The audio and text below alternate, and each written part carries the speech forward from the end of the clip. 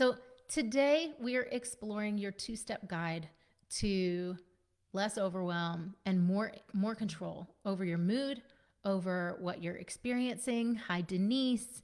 Hi Rachel. Thanks for joining. Thanks for saying hi. As we get started, first I just want to describe how overwhelm is showing up for people now. As you guys may know, after a free clarity call, I talk to a lot of people on a regular basis, multiple people per day. I'm having these really powerful conversations with to open up and find out where you're stuck and why you're stuck, and then we determine what you need and really map that out together. So here's what I'm finding out lately. And it's interesting. I've been doing this for a really long time, and the content has similar threads to it, but it changes based on what's going on. It changes based on kind of our collective struggle and growth. So overwhelm is feeling cranky, annoyed, tired. There's a lot of tired happening right now, feeling tired, depleted. The tank is empty. Some of you have kids going back to school soon and are looking forward to that relief and that shift of taking a deep breath after summer and pouring a lot into your children. So that is a wonderful thing to enjoy that. I know for myself, my children have just started back to school, and I have a little bit of space here to come and be with you and really be in flow state again in my work, and that does feel really good. But overwhelm is that pattern of feeling really low or irritable or cranky and then wanting to make it someone else's fault. So the blame game. It might also be like snapping at your kids, yelling at your kids, and then feeling really guilty that you aren't doing it better, or for some people that you're not perfect. It's a feeling of there's never enough time. And no matter how much I do, there's never enough. It's never enough. So what this does is it creates a negative feedback loop in your brain. And that feedback loop will even cause you to scan your life, your environment, or the people in your world and find what's not good. Find what's not the way you want it to be. And find what's not working and really zero in on that. And what's the result of that? Feeling less and less control over yourself and your life. We begin to spin and spiral out of control when we get caught in that negative feedback loop, right? So most people don't know because they've never experienced it in their own skin. And really, no one's really talking about this. And there's very few experts in this field who are saying what I'm going to say, which is that we can actually control the way we feel. We can actually choose how we feel and what we feel, but it takes work. It takes commitment, and it takes some skills. And with focused work, overwhelm becomes optional. Now, how great is that? Just really think about that and let that sink in. With focused work, overwhelm becomes optional. I don't have to feel stressed out. I don't have to see what's not working and focus on it and then feel mad about it. I don't have to find someone to blame for this thing over here not working. I can choose how I feel, how I move forward, and that's going to affect everything. It's going to affect everything. So today in this workshop, I'm going to be sharing with you 2 steps to gain more control over what you feel and over what you think, and ultimately to gain control of your life. Because if you control these 2 things, you can control your life. And that's such a wonderful, empowered place to live, right? So we already know, you guys are smart enough to know, we can't control our children. We can't control what they feel. We can't control a partner and what he or she does, what he or she feels. Those things are off limits. However, those are very small pieces of the pie. And the rest of the pie, the things we don't often realize and aren't conscious of, are pieces that we can control, that we do have control over. And I mean it when I say overwhelm is absolutely optional. If you have the right system in place and you are working it in certain ways, you really can live free of that day in, day out struggle mode, feeling tired, feeling defeated, all these things. So here's what it takes to love yourself, to love your life, and to have strong, healthy relationships around you, especially with your children, but with partners, with parents as well. Okay? So you guys ready? Let's dive in. Thanks. I see a few more of you joining on and commenting. Thank you for saying hello. Let's dive in. So what we're going to do, again, if you haven't met me, my name's Honor. Awaken Motherhood is my business. I'm founder of this group, Overwhelmed Solution for Moms, and I've been helping moms for, I don't know, I've been saying 18 years for a few years now, so probably at 20 now, to eliminate patterns and cycles of generational trauma that create overwhelm, to really heal the mental and emotional wobbles that crop up in motherhood and get in the way of loving your children and loving what you do in life and fully expressing who you are at your core. And man, that is so freeing, right? So let's dive into step one. Step one is get control of your mind. We're going to be covering two areas today. Again, first half the battle and maybe more than half. Rachel, as you well know, Rachel's on live today. Step one, get control of your mind. Now, most people don't know what the mind is. I'm going to just name a couple things here so that you have a more complete or full understanding of what the mind is. This is bigger than get control of your thoughts. This is bigger than get control of what you look at and what you focus on. You know, if you follow in circles of in spiritual circles or circles of, you know, the laws of the universe or creating your reality, or you have a very strong faith, you have likely heard that what you look at grows stronger. What you focus on gains momentum. If you've practiced and played with these ideas at all, you know it's absolutely true. If you look at and focus on butterflies for 10 minutes in the morning, you're probably going to see a lot more butterflies popping up in your day. That's just the way the brain works and the way it selects. So we can choose any thing off the shelf, and I tell my clients this all the time in my 12-week program.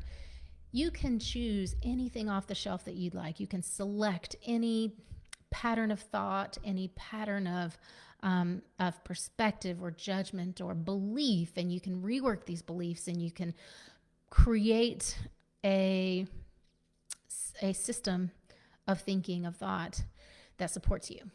And this is part of the work I do with my clients.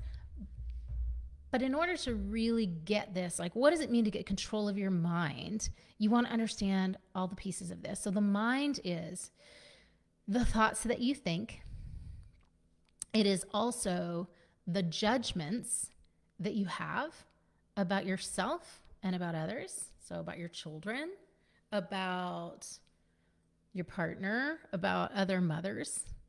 Judgment is any thought that you think. People don't really know that usually, but a judgment is just a thought that you think. So a judgment is usually tainted with some kind of criticism, opinion, negative energy attached to it. So we'll just leave it at that. Thoughts, judgments, stories. Stories are narratives that we tell ourselves, that we believe in because we've never examined them. A story is life is hard. A story is moms don't get a break. A story is, let's say, I'm talking about my husband, and I were to say, he just doesn't know how to be in tune with the kids. A client said this on a call yesterday. He just isn't in tune the way I'm in tune. That's a story. And then beliefs. All of these things, thoughts, judgments, stories, and beliefs, strongly contribute to the emotional state that you live in. Your mind, which is your thoughts, your judgments, your stories, your beliefs, strongly contribute to the emotional state that you live in every day. It's the mood you wake up in. It's the mood you go to sleep in. We can use our minds to become aware of ourselves and our thoughts. So our mind, if it's trained badly to be in a negative feedback loop, is going to cause a lot of emotional suffering and pain. It's going to do damage in our relationships. It's going to do damage to our self-image and self-esteem. It's going to make us feel like crappy moms, and or make us mad that if you're more in a victim mentality, you know, that nobody's coming to save you, basically.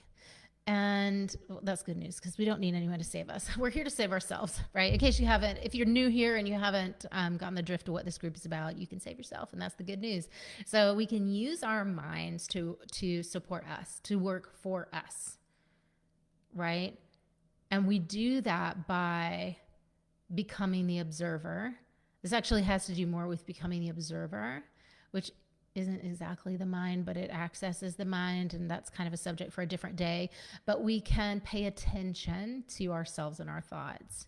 And this is one very powerful way that we begin to rewrite those stories, is by becoming aware of what the stories are. Okay, so making sense so far? Say yes in the comments if this is making sense for you. And please do drop in any questions as we go. I'm going to ask you some specific questions in a few minutes just to answer. But basically, getting control of the mind is getting out in front of the beliefs, the stories, the judgments, and the thoughts. And I think the most recently, you know, the studies in neuroscience in that field have identified something like, I can remember what it is, the percentage of thoughts we're aware of based on the percentage of thoughts that we have that we are not aware of. They're unconscious. It's like, 2% we're noticing. And not those people who do meditation, who have awareness practices, who are pretty self-aware. We consider these people self-aware because they're observing themselves. They're listening to what's going on in their heads. That's a very small amount of thoughts that we actually can gain control over, and a whole bunch that are pulling the strings behind the scene and making you think the things you think, that life is hard, that kids are going to not be able to have healthy relationships in the future, or that your partner is the way that he or she is, and that's why things are so hard. Like, these are just a lot of really damning stories that people think. So in short, changing the way you think as well as what you think, so we're talking quality of the thoughts, will change your life, because what you focus on grows. So what you focus on grows in your life, in the reflection that your life gives you. It cultivates certain qualities in you and your personality, in your relationships, and it also calls out qualities in your children and in your partners that mirror that goodness in you. So if you're overwhelmed, you're calling forth probably some very tough aspects of others' personalities around you. Possibly blame or helplessness, or a partner who's burned out and avoiding you because they don't want to be in your energy, right? So if you've seen these things, you need to understand this is what you're putting out that's calling that back to you. But for those who truly want to be free of overwhelm, even if you were to get in control and out in front of your thoughts, your stories, your beliefs, it's not enough. It's not enough. And this is where, like, a lot of people who are coaches or life coaches who don't have very much experience, or they're really new to the field, have usually had some form of training in what we call mindset. How you think, the thoughts you think, changing your stories, changing your narrative. And sometimes I think we make the mistake of thinking that's all we need to do to eliminate overwhelm, to change a pattern in our relationships. Sometimes we think, if I just change my thoughts, then my relationship with my 13-year-old is going to get so much better. And then it doesn't. And then there's this, oh, why is this so hard? I'm thinking positive thoughts. I'm getting up in the morning and I'm saying my affirmation. I am meditating. I am praying. I am journaling. I am going to therapy, for God's sake, for 5 years. Nothing is changing. And I hear this a lot on calls. There's a lot of frustration around this. And the reason why is because it is not enough to just address what's happening up here as thinking beings, as an overwhelmed mom. And here's why. We are more than just our thinking mind. We're so much more. We're so much more than that. So when we address the mental aspect, we often are still engaging in patterns of disregarding what we feel. People do it all the time. I talk to people all the time who are living from the neck up. From the neck up. I'm thinking, I'm making decisions. I even think that I'm feeling from the neck up, but all I'm doing is thinking. I'm just thinking and I'm thinking and I'm thinking. And I'm stuffing down or putting in that drawer and slamming the drawer and then maybe locking the drawer, that old trauma pattern that makes me feel like not enough. I'm putting away in boxes and packing in the closet that pattern that says no matter how hard I try, no one is really ever going to see me or hear me or appreciate me. No one really gets me. Or I'm too much. Nobody can handle me. I'm too much. I'm too big. If I show people who I really am, I'm going to get left and abandoned. Because when I was a kid, no one could really handle me. And now I'm just replaying that over and over again in my marriage. So raise your hand if you've been there. Raise your hand if you've had moments where you're in a thought feeling spiral and you go, God, here again. I'm here again. I've done this work. I've cleared. I've changed my beliefs. I've changed my attitude. I'm focusing on feeling good about my life. I'm appreciating my life. I'm doing my gratitude journal. I'm listening to all these positive things on YouTube, and still, gosh, I feel that old familiar low feeling, or man, here I am again in this story. So I want to know from you guys, if you've heard this before, if it sounds familiar, if you have recognized that at some point you're spinning wheels that are old and familiar, and there's a low feeling or a hard feeling or a yucky feeling attached to that. Right? Yes. If I would be shocked if anybody in this group who is practicing being more aware said no to that. This is something I experience in my own life all the time. And for me, these become up levels. These become upgrades. For our clients in Awakened Motherhood, these become transformation, right? Transformation. Sometimes, make an offer to help someone to have a transformational experience out of overwhelm in our program. And there's a lot of hesitation or anxiety around that. When we explore what that is, someone will say, I've tried so many things, and how do I know that this is going to work? It's just another thing I'm going to fail at.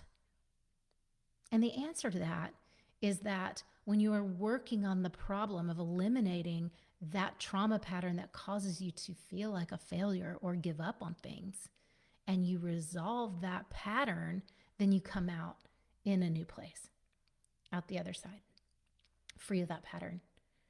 So how beautiful is that, right? So let's talk about the second step. First step, again, getting control of the mind. And remember, the mind is really complex. That's a lot of pieces. But the second step, and you can see where this is going, is to get control of your feelings or emotions, otherwise known as the energy in your body, right? And not a lot of people are talking about this. I know I'm kind of out of the box on this as a therapist who's now coaching with, a level of expertise around body-based work. And the thing about emotions is that they live in the body, you guys. They don't live up here. This is really powerful content that I'm sharing with you today and very high level content that I'm sharing with you today. And if you're not ready for that, then that's okay. Leave what does not serve you here. But for those of you who are ready to hear this, emotions and feelings are energy in the body. They inform our perspective, our attitude. They also create our mood because they become habitual. Whatever we practice, whatever emotional home we live in becomes a comfort zone. And comfort zones can be hideous. They can be painful. They can be sad. They can be depressed. They can be uncomfortable even. But I use the phrase comfort zone, the label comfort zone, to say it's a place you settle into, it's a place you get used to, and it's a place that even no matter how miserable it is, you don't want to leave. It's too scary to leave. You don't know what else is out there, and it feels safer to stay with what's known, right? Misery is safer than the unknown, right? So here's what we're talking about. When we're talking about getting in control of your feelings, how you feel, what you feel, your emotions, we're talking about getting in charge, out in front of, proactive about creating what you feel and how you feel it. Not just what you feel, but how you feel it. And often, most people who come to work with me, been to therapy 5 or 10 years, they have no idea the difference between a thought and a feeling. And I was shocked when I learned this. As a therapist working with people, it seemed not that surprising. People would come into my office and they hadn't really ever done that explorational work before. They hadn't had any kind of curriculum or content or learning on what's the difference between kind of mind and emotions, or thoughts and emotions. And this is so basic, you guys. And if you just take one thing away from today, it's learning the difference between when you're thinking and when you're feeling. Okay, so you have a lot of clients who've been to one-to-one therapy, individual therapy, paying out of pocket $250 a session every week for 3 years, 5 years. Some who joke and call themselves lifers, over 10 years. That's a lifer in therapy, who could not identify the difference between when they were thinking and when they were feeling and what the difference was. I'm going to share it with you now. So a thought is an idea that you think. It happens in words. We can put words to it. We can, it might sound like talking. It might sound like an opinion. Again, a judgment, a belief, a story. Example of a thought. This tea is so delicious, right? I'm really loving this tea. So I'm on the wavelength right now, the frequency of satisfaction. It's so satisfying to share content with you today. That's a thought. It's so satisfying to know that I'm having an impact in millions of people's lives who my webinar and masterclass have touched. That's so satisfying. It's so satisfying that I have my favorite tea today from my favorite coffee shop, and I remembered to put it in the mug that keeps it hot for this talk. Okay, those are thoughts. But can you tell there are feelings attached to that, right? Alongside those thoughts, there's a feeling. So bonus points. I see some of my clients here today. Bonus points. What's a feeling that might come along with that thought that I'm so happy to have my tea here with me today? This is such delicious tea. That's not a feeling. That's a thought. What is the feeling? Drop in the chat. Let me see a comment of who can name a feeling or emotion that goes with that thought. Ooh, that's a good one. Comfort. Heck yeah. So comforting. It's so comforting. I feel so supported. And some of you might laugh, like tea supports you, but like I am next level guru in winning at motherhood. This is what I do. So for me, everything that I have created in my world that brings comfort and ease and rest and joy and playfulness and childlike curiosity and wonder is an amazing form of support. Okay, so totally satisfaction. That's a feeling. Oh, it feels so good. Satisfaction feels restful and peaceful, doesn't it? Okay, you got the idea, right? So the feeling is in the body. It is not up here. It is not from here up. It is not from the neck up. It is in The body might be here in my heart, might be in the back of my heart, relaxing across the shoulders. Might be in my belly, feeling like just soft belly. Might be in the lungs, like expanded feeling. Okay, you got the idea. So feelings, when we don't have control of them, and most people do not have control of their feelings, we can see it all the time in road rage, in terrible news, in our reactions to our children, in a partner's reactions to us, whatever. Most people do not have control of their moods. They don't know how that works. Mood is what we settle into that becomes habit. We can get stuck in those. Then we become bitter. We become overwhelmed. We become resentful. We become ultimately hopeless and feel despair. Okay, and a lot of people who reach out to me are already there. They're already there. They have let it go for way too long, and they're to a place where they're so entrenched in a habit of feeling frustrated, in a habit of feeling exhausted, in a habit of feeling hopeless about one of their children or how to support them, feeling hopeless or in despair that things can get better. That is when your feelings get into a stuck mood, okay? So drop in the comments a feeling that you know is a pattern that has repeated itself in your life before that you have been stuck in. So what's something that you might, and you might even now get stuck in that, or you just feel blinded by it, and you notice when you get in it, like everything kind of collapses on itself. So drop that in the chat now. Let's see what some of those are. What is your habitual emotional state? So most of our feelings, most of them, almost all of them, for especially whatever you've conditioned most, whatever you've practiced most, that's your kind of emotional state, your habitual emotional state. These are set emotional default places that just replay day after day.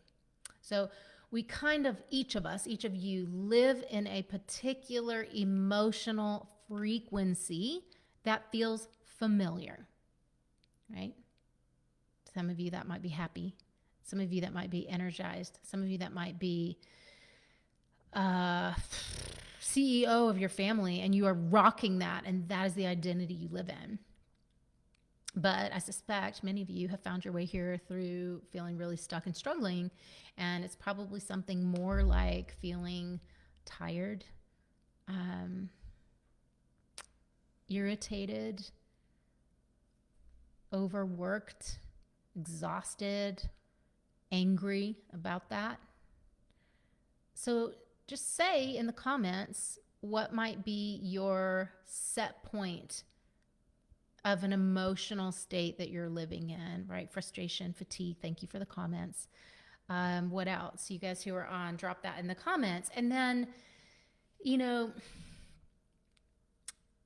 part of changing that, part of getting in control of what you feel and in your mood is really, you can't change anything that you're not aware of. You can't change anything that you can't notice first. And so sometimes I'll do a challenge in this group, and thinking of leading one again here soon to help you guys as kids go back to school to really focus more on you and on your growth and on what you actually want.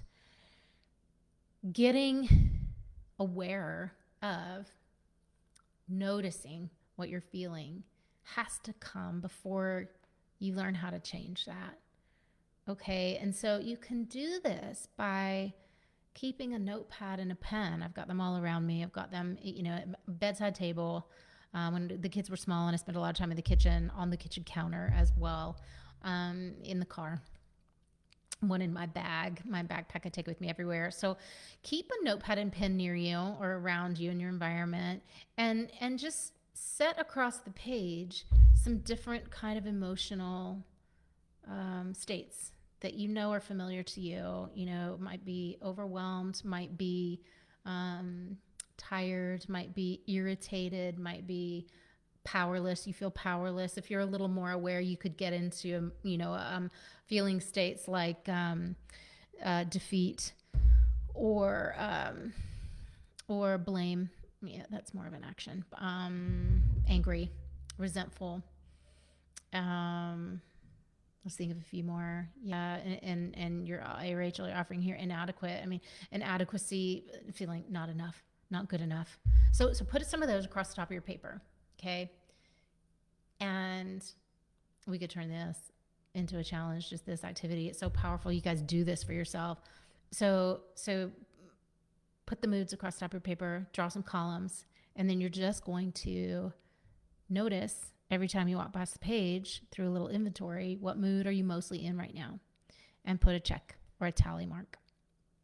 And as you move through the day, from the time you wake up, the very first moment you wake up, to the end of the day, put your tally marks. End of the day, count them all up, and you'll have a really clear picture of where you live most of the time and what you have normalized. Because the one thing I know from being a clinician for so long is that generally people have no idea what mood or frequency they live in most of the time. We fool ourselves about this. Our partners see it, our kids see it. They know exactly where we live most of the time. And sometimes it's hard to hear when someone you care about and love and who lives with you reflects to you that I'm afraid to be around you. I'm walking on glass. I'm walking on eggshells around you. That's why I'm tapping out early and going to bed and not wanting to spend time with you. That's why I'm doing my own thing. That's why I'm just playing with the kids. Like you're like toxic to be around. Sometimes people reach out to me after they've heard that had that talk with a partner, or it can go the other way. You feel that way about your partner and you feel like you're sinking and you can't hold that and you're just saturated in that, like, that stickiness of that mood. And similar problem, different, same solution, but slightly different kind of landscape. When you're in that's habituated, that becomes your norm, and it's so norm, it's so normal, it's so familiar to us that we're not even aware that we're living in that place, right? So awareness is the first step in both mental health and your emotional health and well-being. So when you get out in front, in charge of both of these areas, you will be way more in control of your life choices, of how you feel every day, of where you choose to give your energy and what you choose to give attention to, and how you show up with your children, and how well you're able to support them. Be able to hear your intuition so much more and respond from that place of wisdom rather than from just up here, old stories, thoughts, and judgments. So, this is something that in Awaken Motherhood with our clients, and I see this so clearly through the process, through 3 months. And again, like, this doesn't take 10 years. You also, like, some people don't get anywhere near here in 10 years of therapy. You learn how to notice yourself. You learn insight into why you feel so traumatized, but there is no curriculum in therapy. There's no content. There's no internalizing new strategies and techniques in a really controlled way. And so it's very difficult to have that transformational change. And what we see with our clients is that we're transforming that baseline emotional home that people settle into in motherhood that feels so yucky, from hard and tiring and overwhelming and unappreciated, to ease, to convenience, to fun, to lightness in their emotional world. And that just makes motherhood such a fun journey. It makes it so much more fun to be with your children when you have that kind of set point. Make sense? So this creates more happiness and lightness in you, which fills you up and spills over into lightness in the family, into groundedness in the home, into clearer communication. And these are tools that we teach, specifically communication boundaries, and all these things are a part of. Once you get to that new set point, then you have to kind of learn new ways of bringing that into your relationships in a proactive way to up-level your marriage, to up-level your parenting. So all these things create more happiness. All these things create better connection, better communication, more confidence in you. And that's the power of being in control of not just your mind, but of your emotions of how you feel and what you choose to feel. And it is a choice.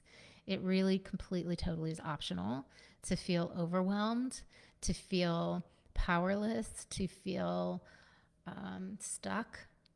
That may be a result of life you've lived up until now. And really hear me when I say this. I know trauma is real. Trauma is any experience, just to clarify this for people who are like, I haven't experienced trauma. Trauma is any experience where you felt in that moment unsafe.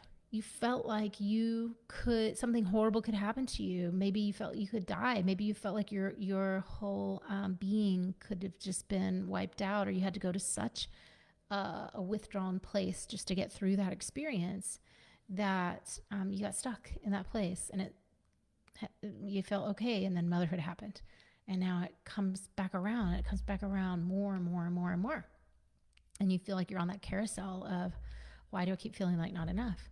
Why do I keep feeling like I can't do this? And you can do it, but it's a lack of having the right skills. That's all it is. It's a lack of processing through and eliminating some old emotional places and rewiring some patterns. And for that, you really do need expertise. It's not enough to read a book. It's not enough to process and reflect. It's really not enough. You do need expertise from someone who can rewire the trauma and can get you to a place of a much stronger identity, and that is there's a skill set for that. So recap: 2 areas to get in control of that will absolutely transform your life. 1, your mind. That's thoughts, that's stories, narratives, that's your judgments, and all of that informs how you feel. So the second area is to get in charge of your emotional energy in your body and the things that have been hanging out and getting stuck and kind of pulling you under for however many years that's been happening. And I can say, to encourage you, that when people in this work learn to control both their mental and their emotional world, they're playing a bigger game. They're playing a smarter game. They're working less hard and getting more done. They're expending less emotional energy because we eliminate that tension and resistance, and things feel easier. And guess what else happens? Kids are more cooperative. Partners are more respectful. They are better listeners. This happens all the time. Not that we can always predict it, but there's always some gravy that comes for people when we transform your inner world. And so this can happen for you too.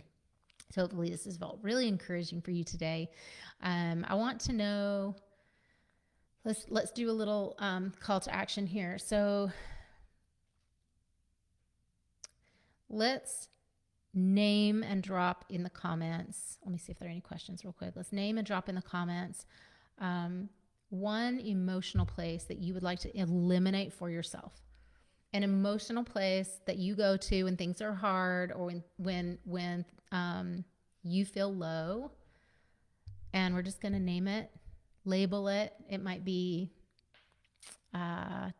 defeat, might be exhaustion, might be frustration, might be anger, might be we'll open it up to behaviors: yelling at kids, holding a grudge. Those are things that used to be familiar to me, and then I gave that up about 10 years ago, and so much space and freedom opened up for me, right? So helplessness, frustration, fatigue, inadequacy. So these places that we settle into, that we camp out in, are obviously they can be very toxic to the body as well as to our relationships. They can really rob our energy stores. And I know that from my own life, as well as from helping so many moms out of overwhelm, is that people are exhausted who are in this place. And when we heal, plug those holes and heal the kind of old set points and really upgrade and up level those, there's so much more energy that opens up for peace, for ease, for leading the family without it feeling hard or like efforting. So if you're someone, you're listening, and you You've done all the things. You've been to counseling and therapy, or you've done couples work, or you've tried shifting your thoughts and done, maybe you've had coaching courses, maybe you have meditated or tried natural medicine, you've worked on the body, and so on and so on.